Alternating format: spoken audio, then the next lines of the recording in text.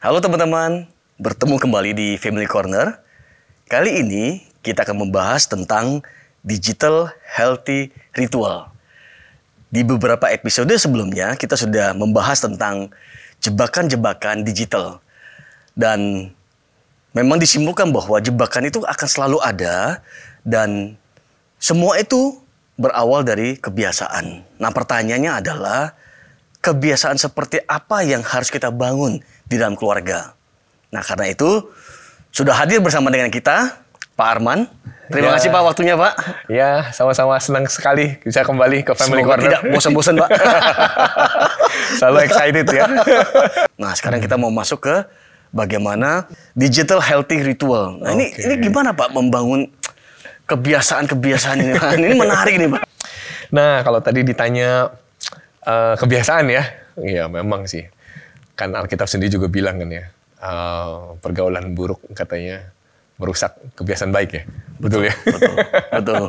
Jadi sebenarnya kebiasaan-kebiasaan kita gara-gara pergaulan. Nah, masalahnya kita bergaulnya sama digital. Oke.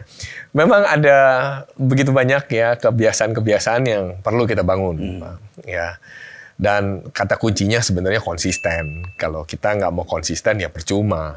Ya. Nah, di episode kali ini saya ingin membahas soal 4D, Pak. 4D ya? 4D. Oke. 4D ya, karena supaya kita bisa punya digital healthy ritual. Jadi sekali lagi namanya juga ritual. Ritual berarti harus terus-menerus ya. Sudah jadi bagian penting lah ya di dalam rumah kita. Nah, D yang pertama adalah delight, Pak. Delight itu artinya menyenangkan. Saya pernah ingat ya salah satu pelajaran di kelas ayah nih. Dikatakan begini, orang tua itu harus bisa jadi termostat emosi di rumah. Dia yang menentukan suhu lah. Yang menentukan suhu emosi di rumah. Makanya kenapa D pertama saya beri nama delight. Orang tua mesti sadar bahwa dia memegang peranan penting untuk menentukan suasana yang ada di dalam rumah. Nah, suasana yang model seperti apa? Yang pertama nih, suasana yang perlu dibangun adalah suasana kesepakatan antara papa dengan mama. Nah, kenapa kok anak-anak bisa kecanduan, anak-anak bisa kejebak dalam jebakan-jebakan digital yang pernah kita bahas ya di episode-episode sebelumnya. Itu karena sebenarnya orang tua nggak kasih teladan. Gitu. Nah, kenapa orang tua gagal kasih teladan? Karena nggak pernah menyepakati. Nah, orang tua harus belajar punya kesepakatan. Oke, penggunaan handphone berapa lama, ya? Dan itu semua harus dibicarakan sama-sama dan menghasilkan sebuah kesenangan bersama lah. Sebuah begitu. MOU, Pak. MOU, ya, family MOU ya. Betul. Nah, jadi orang tua tuh, ayo ciptakan kesenangan gitu. Nah, kebanyakan nih. Mereka bikin kesepakatan, tapi aturan-aturan yang begitu ketat, yang menjengkelkan. Menakutkan gitu. juga. Menakutkan juga. Buat papa dan mamahnya, oke. Buat anaknya, nggak oke. Gitu kan. Nah, ini nggak bisa. Kata kuncinya sekali lagi, delight. Mesti menyenangkan semua pihak. Padahal kan katanya, Pak, kita kan nggak bisa, Pak, menyenangkan semua pihak. Betul, ini kan konteksnya keluarga. Kita harus semuanya harus sama-sama dong, gitu kan. Oke, kalau misalnya sang papa doyannya nonton tinju gitu misalnya, sang mama doyannya nonton food gitu kan misalnya, ya anaknya nonton apa gitu, ya harus equal lah, ya diusahakan untuk bisa bersama-sama. Itu prinsip delight sih sebenarnya. Nah, prinsip delight yang kedua bukan hanya soal kesepakatan sebenarnya, tapi bermain bersama. Nah, ini mesti dijadwalkan. Nah, kebanyakan tuh orang tua kalau kaitannya sama jebakan-jebakan digital kemarin, settingnya tuh begini. Udah, pokoknya benteng. Ya betul sih, semuanya dibentengin supaya nggak ada pengaruh luar masuk. Tapi itu nggak cukup. Ya, di dalam juga perlu ada sebuah kegiatan yang menyenangkan. Nah, apa misalnya sebulan sekali gitu kan, semua permainan yang ada di ruangan anak-anak dikeluarkan, ditaruh di atas meja makan, bisa nggak mainan-mainan itu dipakai untuk mengantar makanan? Saya punya seorang teman tinggalnya di PIK nih. Dia waktu COVID ya beberapa tahun yang lalu, dia cukup cerdas sih menurut saya. Jadi dia lihat mainan anak-anaknya itu, anak-anaknya tuh suka main Lego gitu. Nah itu sama dia tuh disusunin gitu kan, pakai kereta-keretaan gitu. Nah mamahnya itu bikin sushi. Jadi anaknya suruh duduk di sana, terus sushinya tuh diantarkan pakai kereta Legonya dia. Wah anak-anak happy gitu. Ya, terus habis itu anak-anak dikasih project. Ayo besok ya kita nggak makan sushi gitu kan, besok kita makan roti gitu. Nah gimana tracknya untuk makan roti? Oke, aku besok duduk di sini, aku duduk di sini. Itu happy banget. Anak-anak nggak kejebak sama digital, tapi anak-anak ikut bermain, mendesain apa yang kira-kira juga menyenangkan buat semua. Nah, waktu papahnya pulang gitu kan, anak-anak bilang, "Papi, kita sekarang di rumah punya studio film." Kayak gitu. "Ah, studio film apa?" "Iya, Papi nanti habis makan, Papi beli dulu tiketnya. Kita akan nonton bersama." Nggak taunya yang ditonton film anak-anak gitu. Tapi papinya sama anak-anaknya yang nonton. Itu seakan-akan ada ruangan bioskop gitu loh di rumah gitu. Itu hal-hal yang kayak begitu. Nah itu yang namanya delight. Pada dasarnya kan memang anak-anak senang main dengan orang tuanya, Pak. Betul. Pada dasarnya, Pak, ya, betul ya, Pak. Iya, betul. Karena mereka merasa bahwa ini orang paling dekat dengan saya. Benar. Pertanyaannya adalah, berarti kan kalau yang tadi Bapak sebutkan, hari ini main ini. Hari kedua mungkin orang tua mulai bingung nih, Pak. Iya. Minggu berikutnya mulai bingung. Kamusnya nggak banyak gitu kan ya, nggak punya daftar. Gimana Pak supaya orang tua bisa punya kreativitas, dapat ide, itu ada tipsnya nggak Pak supaya? Oke. Bagus banget ini Pak pertanyaan ini. Ya, ini waktu COVID kemarin itu banyak orang tua menanyakan hal yang sama karena mereka benar-benar kehabisan ide. Saya bilang sama orang tua, sebenarnya resource kita tuh di internet banyak sekali. Gitu, banyak sekali. Nah, saya ajak mereka untuk memahami dari 8 kecerdasan majemuk dari Howard Gardner. Di dalam ke-8 kecerdasan majemuk ini kan ada yang namanya kecerdasan kepada sosial. Berarti kita bikin permainan yang berhubungan sama interaksi sosial. Misalnya ajak temen datang gitu kan ke rumah untuk bermain bersama, untuk bikin proyek bersama. Terus ada juga yang kecerdasannya itu berkaitan sama lingkungan. Kecerdasan lingkungan tuh misalnya gini, dia seneng bercocok tanam, seneng sama hewan. Ya sesekali, ayo boleh semua yang punya binatang piaraan dibawa gitu misalnya di rumah gitu. Ya tentu yang aman ya buat anak-anak ya. Gitu. Jadi ada yang bawa kelinci, ada yang bawa kucing, ada yang bawa kura-kura, sugar glider. Ya udah dibawa semua ke sana dan itu bikin mereka happy gitu. Dan teman-temannya teman-teman sekolahnya diajak datang ke rumahnya untuk lihat mini zoo-nya lah kurang lebih gitu. Nah, ide itu juga bisa didapat dari mana? Ide itu juga bisa didapat dari buku-buku sebenarnya. Kita tuh punya resource toko-toko buku, menurut saya sangat bagus ya sudah ya. Saya sendiri menemukan banyak ide-ide itu justru dari buku anak-anak. Dari permainan-permainan yang sederhana-sederhana gitu, kadang-kadang origami gitu. Itu bisa menolong mereka untuk bisa menciptakan sebuah kesenangan tertentu. Poinnya sebenarnya bukan banyaknya ide, tetapi kemauan untuk melakukan ide tersebut. Itu PR-nya, Pak. Nah, itu. Kemauan untuk melakukan ide tersebut. Simpelnya aja gini. Oke, besok Mami akan masak ini, kamu anak-anak bikin sirup. Ya, ini ada sirup warnanya hijau, koko pandan, sirup warna merah, frambozen, sirup warna orange itu berarti jeruk gitu. Ya sudah, kita siapin semuanya, kamu yang ngaduk, ini ya komposisinya, ini tuangin sirupnya, sendoknya berapa gitu. Udah, jadi diajarin anak-anak ada interaksi seperti itu. Nah ada lagi misalnya ide, waktu itu saya punya teman, kegandrungan ini, pistol atau senapan yang pelurunya peluru ini loh, peluru busa. Ya, yang pakai peluru busa itu. Dia beli gitu kan, terus udah anak-anaknya disuruh main, tapi bukan saling menembak ya, tapi ada target. Berapa banyak yang bisa masuk itu pelurunya masuk dalam botol atau masuk dalam panci misalnya kayak gitu. Itu anak-anak fun banget main kayak begitu gitu. Jadi ya itulah delight ya. Anak-anak di usia mulai remaja kan mereka mulai sebenarnya senangnya menyendiri, Pak. Kalau tadi kan misalnya di bawah 12 mereka masih senang nih ketemu orang tua, betul. Mulai di atas 12 remaja SMP, SMA mulai maunya sendiri sama teman-temannya. Tapi kan sebenarnya kita juga pasti kan harus Betul. membangun kebiasaan ini Pak ya. Benar, Nah, ini benar. gimana Pak tipsnya Pak? Oke, kalau anak-anak yang lebih kecil mungkin kan sifatnya harian, mingguan. Nah, anak-anak yang lebih besar ya nggak perlu setiap hari menurut saya. 1 bulan sekali aja itu udah sangat baik menurut saya. Jadi ya udah disepakati. Minggu ketiga atau minggu keempat kita akan cari tempat makan yang baru. Hunting. Nah, kasih mereka project seperti itu. Atau misalnya gini, dalam misalnya 1 tahun atau 1 semester, kamu misalnya nilainya bagus gitu kan, ayo papa mama punya budget sekian, kita boleh pergi keluar kota atau mau pergi ke luar negeri.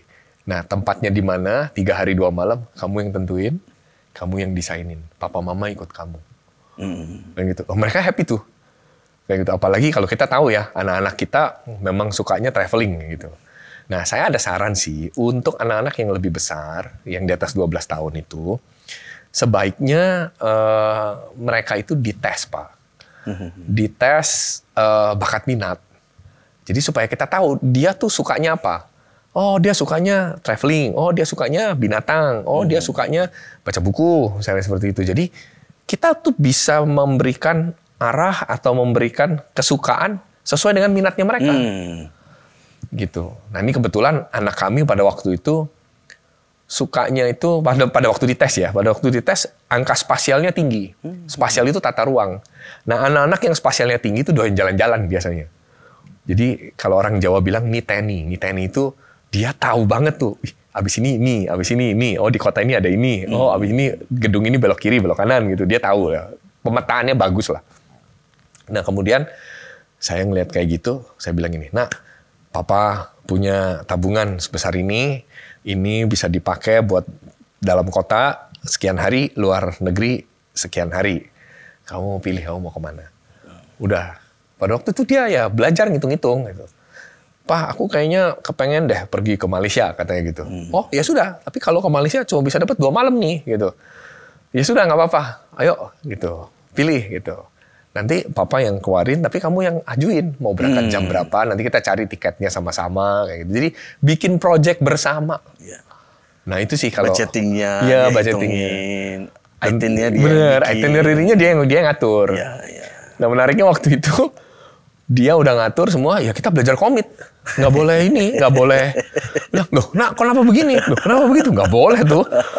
Ya udah, saya terima aja kan. Oh, bagus. Oh, hotelnya dekat sama stasiun MRT ya gitu. Oh, dekat sama ini stasiun bus gitu kan. Oke. Begitu jalan sampai di sana. Ya ampun, Pak. Ternyata anak saya pilihnya tahu nggak apa? Jalan kaki ya, Mah. Jalan kaki ya, Pak. Jalan. Akhirnya kita tuh 3 hari 2 malam jalan. Banyak jalannya daripada naik MRT-nya gitu kan. Gitu. Terus saya bilang, "Nah, capek." "Iya, karena budgetnya dikit." Tapi harus komit ya Pak. Tapi harus komit. Itu buat dia 3 hari 2 malam hari itu mengubah hidupnya loh. Nah, makanya orang tua tuh perlu menemukan deh. Jadi gini, kalau yang masih di bawah 12, memang kita yang nyari, kita berusaha untuk konekin. Tapi kalau udah di atas itu, orang tua perlu melakukan sebuah tes sih sebenarnya bakat minat kepada anak. Jadi supaya orang tua tahu nih, oh dia sukanya ini, oh sukanya ini. Ya udah giring ke sana. Oh ya udah bawa ke sini, bawa ke situ gitu. Iya, iya. Sebulan sekali aja Iya. gitu. Jadi berarti baik anak-anak maupun remaja, ini gimana kebiasaan pertama ini membuat mereka tuh happy bareng kita sih. Betul. Pak, ya. Mau Betul. main, mau mungkin trip kemana, Betul. mungkin mau cari apa namanya minuman apa di satu tempat, itu saja sih Pak ya. Iya. Hunting yang kayak begitu gitu. Intinya bikinlah project bersama, gitu. Itulah Delight. iya. Itu dia pertama. Mana nih teman-teman ya? Bagaimana supaya semua bisa happy, Betul. orang tua komit, Bener. kalaupun sampai salah pilih tempat ya sudah Pak. Iya. Wah itu yang pertama. Bener. Yang kedua Pak, monggo Pak. Silakan Pak. Saya keinget nih, ada satu juga soal Delight, itu orang tua tuh mesti inget nih aturan ini. Kalau main bareng nih ya sama anak ya, tuh jangan mau menang sendiri melulu. Itu tuh bikin anak kesel loh. Kalau misalnya ya memang sih ada orang tua yang bilang, "Pak, saya kan lagi ngelatih dia supaya dia tough, ya kan. Kalau lagi main board game misalnya kayak Bisa begitu menerima kan, kekalahan. ya, bisa menerima kekalahan. Tapi Tapi dia nggak pernah dikasih contoh gimana caranya ngadepin kekalahan. Ya itu bikin anak-anak kesel gitu loh. Di mana-mana kalah kan jengkelin ya. Pasti. Nah, ya ngalah lah gitu loh, orang tua ngalah. Terus kemudian pada waktu orang tuanya kalah kan anak-anak bilang, "Ore, aku menang dari papi," misalnya kayak gitu. Nah kita responnya harus baik. "Selamat ya anak, kamu luar biasa. Oke, ini hadiah dari papi buat kamu." Gitu. Jadi dia bisa mencontoh bahwa papahnya waktu kalah responnya gimana. Nah kebanyakan orang tua nggak pernah, kalau main nggak pernah kalah gitu kan, karena ngerasa paling jago kan, gitu kan, main monopoli paling pinter, ular tangga paling pinter gitu kan. Nah akhirnya anak-anak tuh jadi bosen gitu loh, kalah melulu gitu. Ya pakai strategi sedikit kayak gitu kan. Entertain, Pak. Iya, entertain. Jangan anak-anak kalah melulu gitu. Ya kita kayak kalah gitu ya. Kalau orang tua yang mau menang terus, jangan-jangan self esteemnya ada masalah juga. Balik lagi. Self esteemnya ada masalah. Iya. Pengen dihargai anak-anak. Pengen dihargai anak-anak. Ya intinya Delight tuh, ayo ciptakan suasana yang menyenangkan. Atmosfer rumah itu harus diisi sama joy. Yes. Nah, ini happy penting banget kalau ketemu bareng, main bareng. Betul. Ya. Setuju Pak. Nah, itu poin pertama itu. D pertama, Delight. Ya, buat suasana menyenangkan. Happy. Kalau pro entertain aja Pak. Nggak apa-apa. Betul. Yang berikutnya Pak. Ya, D yang kedua yaitu tentang detox, Bapak Ibu. Nah, jadi detox ini tetap harus jadi agenda penting di dalam rumah. Ya. Saya menemukan ada beberapa teman-teman itu secara berkala dia melakukan digital detox.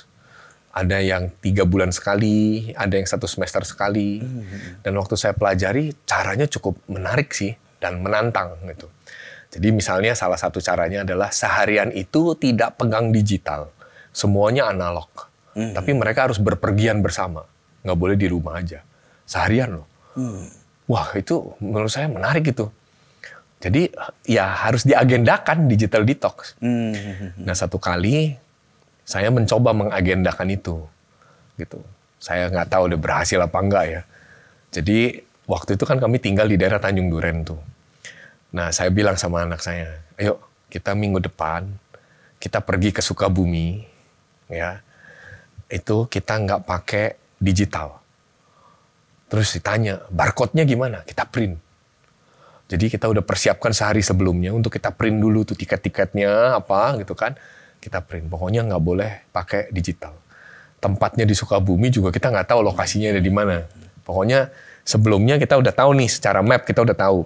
Tapi untuk sampai ke sana kita belum ngerti karena ini daerah baru buat kita. Apa yang harus kita lakukan? Ya kita belajar nanya orang. Dan saya ngajarin anak pada waktu itu, "Ayo kalau kamu nggak ngerti kamu tanya." Gitu ya. Papa temenin. Ya udah, kita berangkat lah gitu, naik angkutan umum. Ya, kita naik angkutan umum sampai di Cawang, kita pindah naik kereta. Kita tanya, "Gimana caranya bisa sampai Sukabumi?" "Oh ya naik kereta ini sampai ke Bogor. Nanti sampai Bogor keluar pindah ke stasiun Bogor Paledang," katanya. Dari Bogor Paledang naik kereta lagi, turun di sana, naik apa? Seharian itu kami nggak pegang gadget. Kami nggak pegang gadget. Satu-satunya yang kami pegang waktu itu adalah kamera gitu kan yang nggak terkoneksi sama internet gitu ya, kamera yang nggak terkoneksi. Jadi ya kami tetap ada foto-foto gitu, tapi asik lah gitu. Wih, seharian itu seru banget ternyata. Wah, setelah sehari itu selesai gitu kan, terus kami rasain gimana rasanya seharian nggak pegang gadget. Kok rasanya enteng juga ya kepala ya gitu ya. Tapi besokannya begitu buka gadget, banyak banget kerjaannya. Wah, hari pertama kali mencoba ya digital detox itu ya. Saya kan nggak ngerti kan, salah saya nggak kasih tahu temen, nggak kasih tahu kerjaan bahwa saya akan detox itu. Makanya semuanya ditumpuk di sana. Semester berikutnya kami lakukan lagi. Kali ini saya bilang, saya bakal digital detox tanggal sekian, nggak ada digital sama sekali. Jadi kalau yang mau urusan sama saya, selesaikan sebelum tanggal sekian. Gitu. Jadi udah lebih baik sekarang. Jadi begitu digital detox-nya selesai, nggak terlalu banyak PR-nya. Jadi ada pengkondisian dulu Pak? Iya, ada pengkondisian, betul. Nah, detox penting sih menurut saya. Ini makanya ini jadi day kedua. Dan itu harus diagendakan. Detox nggak harus se-ekstrim yang tadi saya contohkan. Tapi detox misalnya seperti ini. Ayo kita mencoba untuk tidak melihat media sosial selama 2 hari. Ayo kita mencoba untuk tidak melihat tayangan secara medsos gitu selama 1 minggu gitu misalnya. Berarti bisa masing-masing ya Pak ya? Bisa Detox ini masing-masing. bisa bareng-bareng satu keluarga, bisa juga masing-masing. Ya ditentukan masing-masing gitu. Saya punya sahabat akhirnya ngerasa begitu pressure gitu kan, sampai akhirnya dia bilang, oke, aku sign out dulu deh dari sosial media ini. Selama berapa lama? 40 hari. Terus saya tanya, kamu yakin 40 hari? Kamu tuh terbiasa tiap hari posting bisa berkali-kali. Bikin story aja di sosial medianya tuh bisa lebih dari 10, saya bilang. Kamu berani-beraninya 40 hari. Tapi bener loh, dia lakukan loh. Dan dia lakukan. Dan diikutin sama istrinya. Diikutin juga sama anaknya. Sampai akhirnya mereka bilang apa? Pak, Ma, aku happy loh kayak gini. Kita akhirnya bisa ngobrol, nggak pegang gadget. Masuk di kamar, kita nggak buka TV sama sekali. Kita cuma ngobrol, kita pegang buku analog, kita cerita, ngakak, masak, bikin roti bareng, bikin main sama anjing kita kayak gitu. Wah, happy mereka. Nah, itu. Jadi kembali ke tahun zaman-zaman dulu ya. Detox tuh mungkin mirip gitu ya. Iya, mungkin kayak begitu gitu. Wah, seru sih, seru, beneran seru. Atau misalnya detox bisa aja dilakukan dengan cara gini. Kita belajar hal baru gitu. Kan dulu kan sering kali ada tulisan gini, unlock new skill katanya gitu kan. Apa unlock new skill-nya? Ternyata unlock new skill-nya mancing. Gitu kan, dia nggak pernah mancing gitu kan. Oke, unlock new skill, mancing gitu. Ya nggak apa-apa, itu dilakukan. Betul. Dan pada waktu kita mancing ya kita nggak perlu pegang gadget gitu, seperti itu. Berapa jam? Skill 4 jam. itu bisa merangsang ini ya, kebahagiaan yang tersendiri. Dibandingkan kita sibuk dengan gadget sih. Bener. Nah itu mesti diagendakan. Jadi misalnya 1 bulan sekali. Ayo, kapan detox day? Oke, this Saturday is a detox day for us. Misalnya kayak gitu. Oke, ya udah. We just go together gitu kan. Papa, mama, sama anak-anak. Oke, leave the phone ya. Seperti itu. Kita hanya bawa 1 phone hanya untuk emergency. Di dalam mobil dan itu kita nggak nyalain.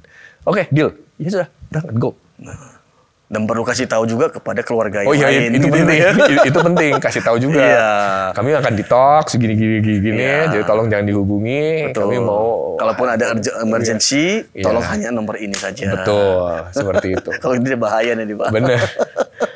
Itu fun loh beneran. Itu fun, bener, sangat fun sekali gitu. Tapi memang di tengah-tengah, apalagi kalau kita hidup di Jakarta nih Pak, ini kan papa mama kerja, anak-anak juga sibuk. Mungkin Sabtu Minggu ada pelayanan di gereja segala macam. Dan ini kan mencari waktunya ini.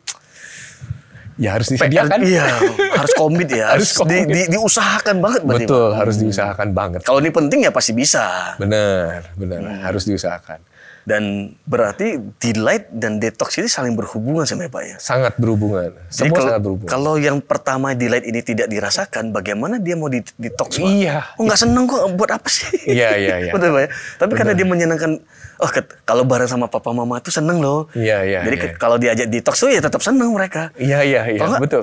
ketemu berdua mau ngapain, ngomong apa kita Pak? Iya, benar. Betul Pak ya? Benar. Tapi memang mengusahakan delight ini nggak mudah. Ya, perlu waktu pelan-pelan. Gagal sekali, coba lagi. Gagal lagi, coba lagi. Ingat nih, anak-anak remaja kita itu isinya nguji orang tuanya. Itu masa-masa remaja itu, 4 tahun lah, kira-kira kayak begitu. Dia pengen menguji orang tuanya beneran apa enggak, gitu. Beneran mau all out nggak buat dia, gitu. Itu kan masa-masa yang tadi Bapak bilang, self-esteem-nya lagi diuji. Ya kan?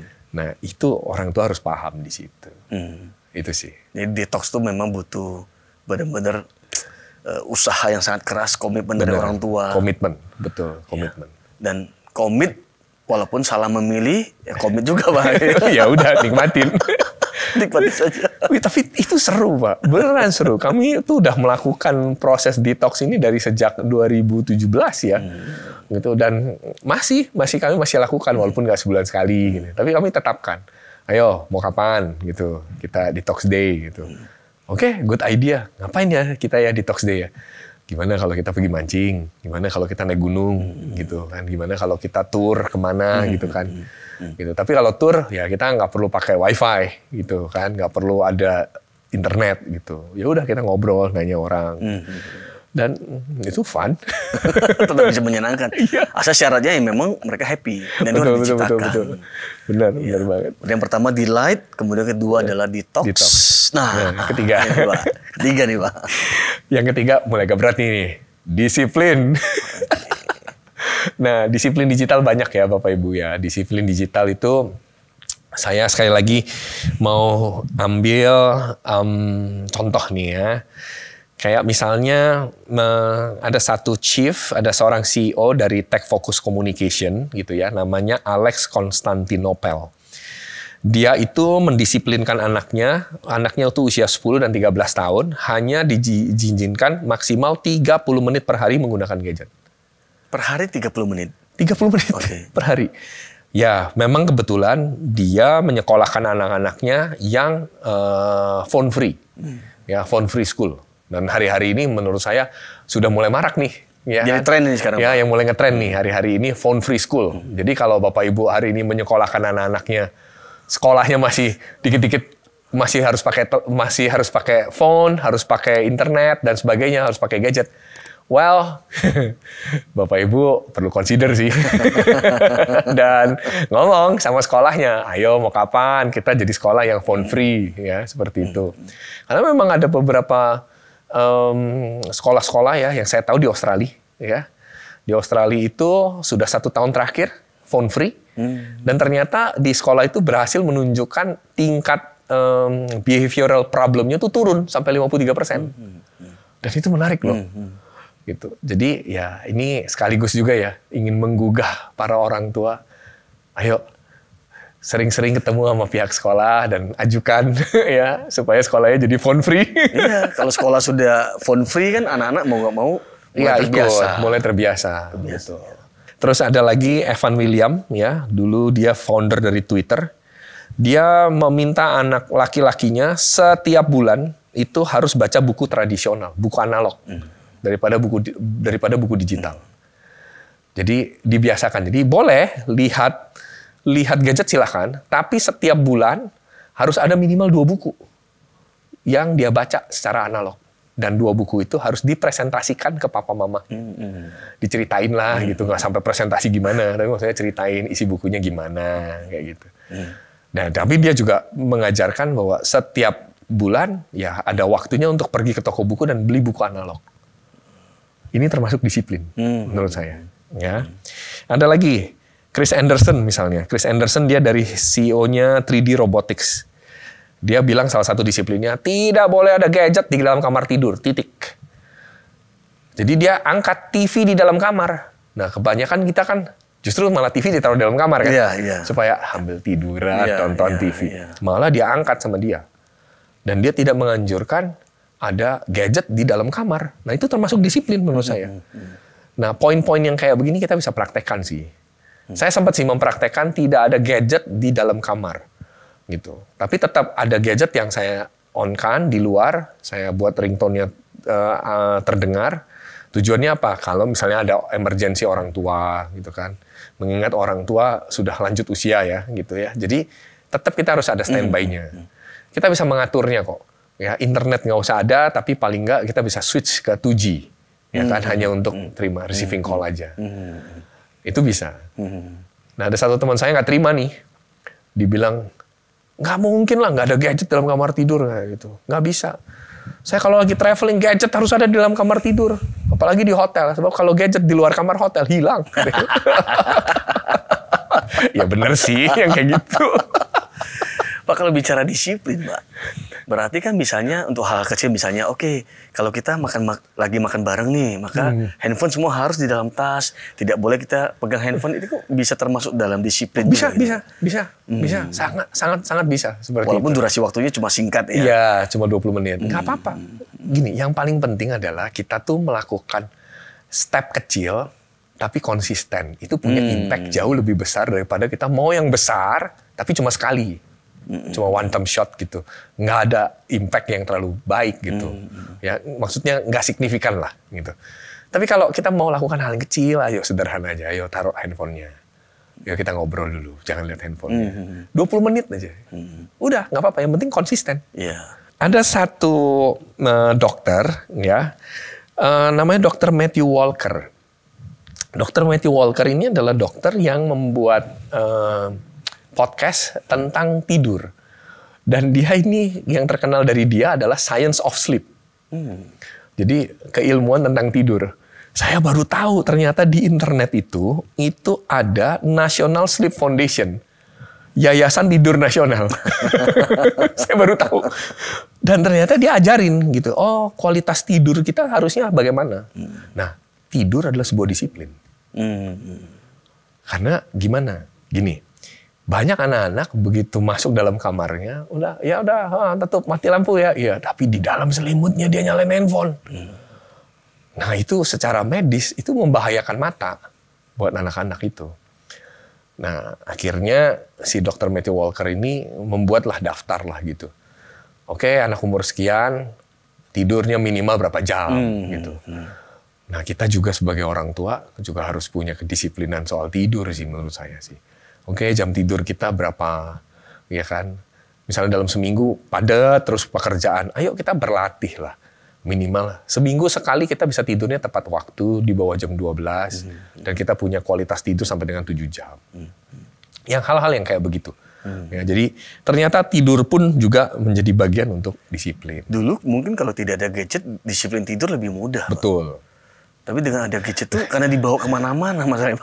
Iya, karena kan gini kan, benda handphone kita itu kan mengeluarkan radiasi sinar biru ya, istilahnya blue light radiation ya, seperti itu.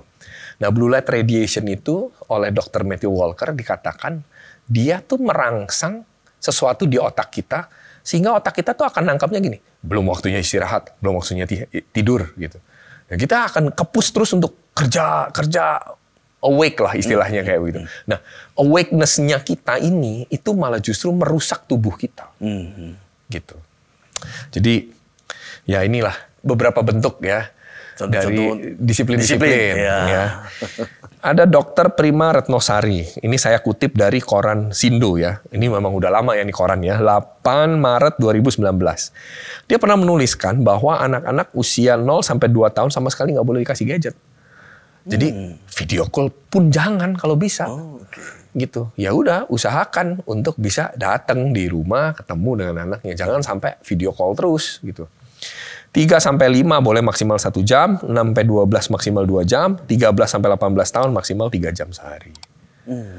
Gitu. Jadi ini disiplin-disiplin banyak sih. Ya, banyak sekali disiplin yang bisa kita lakukan. Berarti sebenarnya kalau disiplin tuh sedini mungkin lebih baik dong, Pak. Betul, sedini mungkin jauh lebih baik. Karena kalau di tengah-tengah misalnya kira-kira umur 12 kita baru mulai. Padahal dari umur dia lahir kita belum pernah bikin disiplin begitu. Memang jadi struggling lagi. Jadi struggling, tapi bukan berarti nggak bisa. Yes. Susah iya, tapi bukan berarti tidak mungkin. Nah, itu dia. Itu yang mesti diingat. Lebih cepat lebih baik lah, Pak. Ya? Betul, lebih cepat lebih baik. Kalaupun sampai setengah jalan nggak apa-apa. Yang penting dimulai, Pak. Betul. Yang paling penting mulainya. Gitu. Banyak disiplin-disiplin lain banyak ya. Termasuk disiplin sosial. Jadi misalnya dia gagal nih ya melakukan disiplinnya. Kita kan selalu menggunakan kata hukumannya ya kan. Jangan pakai kata hukuman. Tapi kita bilang ya sudah karena ini kamu belum berhasil, ya kita jangan modelnya tuh mengambil atau mengurangi ya. Tapi justru malah kita harus tambahkan dengan sesuatu yang secara otomatis pasti mengurangi interaksinya dia sama gadget tersebut. Contoh misalnya, ya sudah karena kamu begini, maka jam 4 setelah kamu selesai ngajar, kamu bantuin mami nyiram tanaman. Selama 1 jam. Ya mau nggak mau kan kalau nyiram tanaman nggak pegang gadget. Ya kan? Oke, kalau gitu kamu nanti malam sebelum papi pulang, kamu bantuin mami di dapur.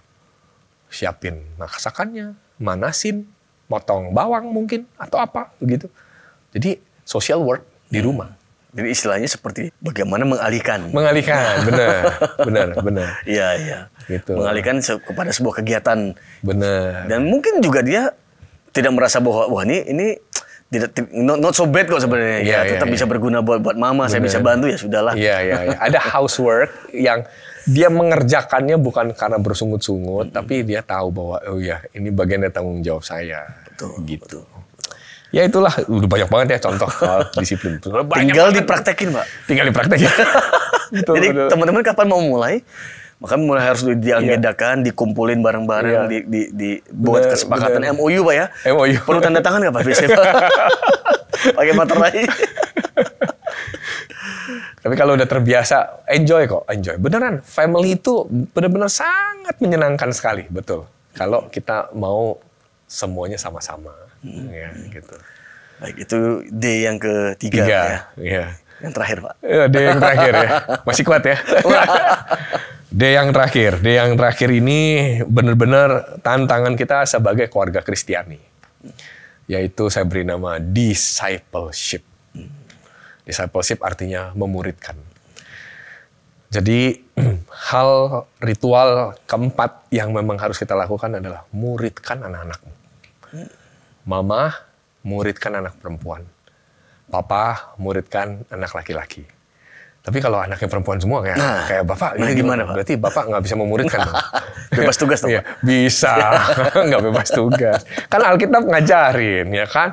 Kamu jangan melupakan ajaran ibumu dan didikan ayahmu, ya kan? Berarti ini satu paket. Ya, jadi begini, kita harus membiasakan diri untuk memuridkan anak-anak kita. Bentuk memuridkannya seperti apa? Nggak kaku, saklek kayak gitu ya. Ayo, mesti nulis ini. Ayo, mesti baca buku ini. Nggak harus begitu. Memuridkan itu yang dimaksud adalah gini. Kita tahu apa yang terjadi sama hidup anak-anak kita. Terus yang kedua, kita paling tidak bisa ngecek respondingnya mereka waktu ngalamin situasi-situasi tertentu. Itu yang harus kita pastikan, yang harus kita perhatikan. Ya. Nah, alat ukurnya apa? Saya sih sederhana sih. Saya biasanya selalu gunakan yang namanya STAR, bintang 5. Ya. Muridkan, yang pasti muridkan kerohaniannya. Gimana cara memuridkan kerohaniannya? Tanya, udah baca Alkitab belum? Kamu hari ini baca tentang apa? Story-nya apa? Daud lagi di mana? Lagi gimana? Apa pandangan kamu? Sederhana, nggak usah yang neko-neko berat kayak kuliah teologi gitu, nggak perlu. Tapi paling nggak ditanya, kamu baca tentang apa? Daud. Daud waktu di mana? Gitu kan. Oh, Daud waktu begini. Oke. Apa yang seru dari cerita itu? Oh, begini. Ya udah, yang penting dia udah bisa menceritakan. Nanti paling itu stop, nanti malamnya atau mungkin besokannya kita boleh nge-refresh lagi. Papi itu kemarin dengar kamu cerita Daud tuh, Papi seneng loh, kayak gitu. Kira-kira dari cerita Daud itu apa yang bisa kamu lakukan buat sekolah kamu? Oh ya, bisa Papi. Aku harus jadi orang yang berani.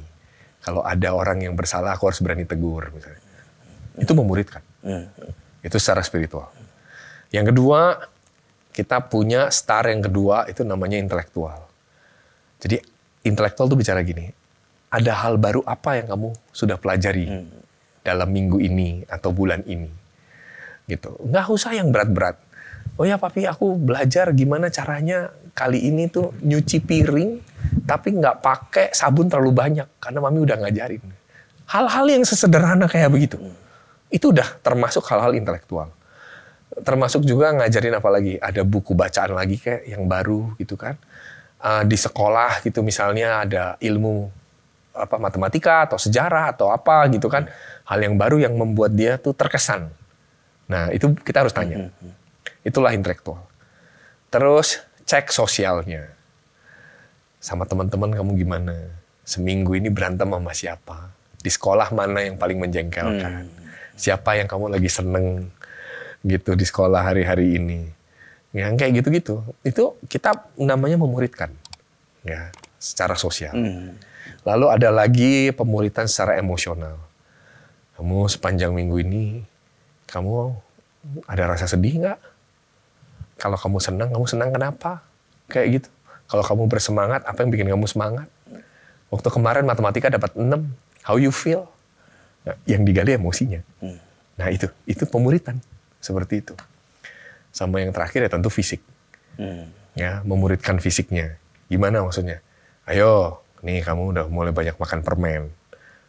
Ya, besok jangan tambah lagi ya permennya ya. Permennya cukup ya. Kamu mau makan permen minggu depan lagi.